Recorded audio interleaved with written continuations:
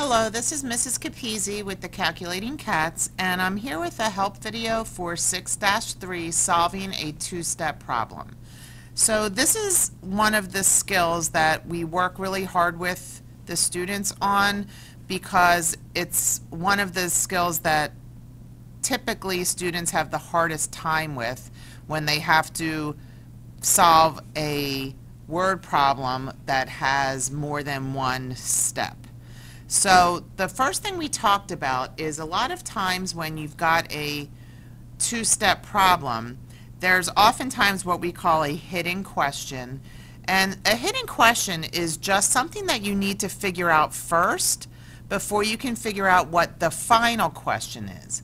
And the final question is typically the obvious one that's asked in the problem itself. So let's do an example to show you how we were solving these in class.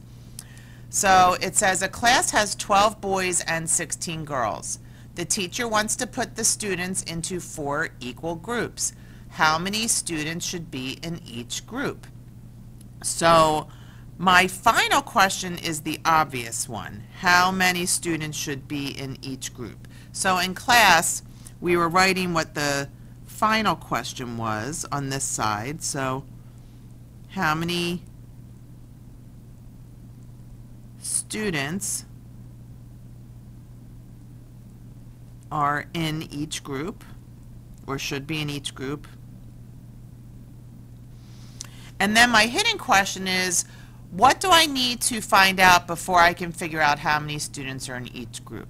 So I look here, and the teacher wants to put the students into 4 equal groups. So the students are broken up into 12 boys and 16 girls. So to find the total number of students would be my hidden question. So how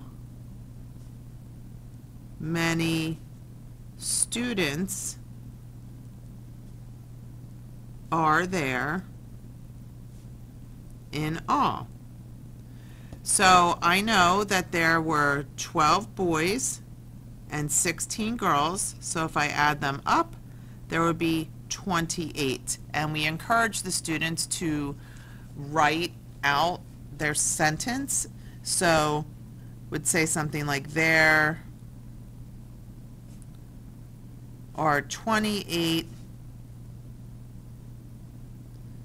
students in all. So I'm going to use the information I just got from my hidden question to help me solve my final question. So to answer the question, how many students are in each group, I look back and I see that the teacher wants the students in 4 equal groups. So I know 4 equal groups, I would have 28 in all, and if I'm making a bar diagram, I would make 4 equal boxes, and I could label that with a variable, and all a variable is a letter that represents a number. So I'm going to use G for number of students in each group. So I have 28, and I'm dividing them into 4 equal groups, so that would be 7 students in each group. So make sure when you're solving these multi-step or two-step word problems that you're looking for the hidden question to help you solve the final question.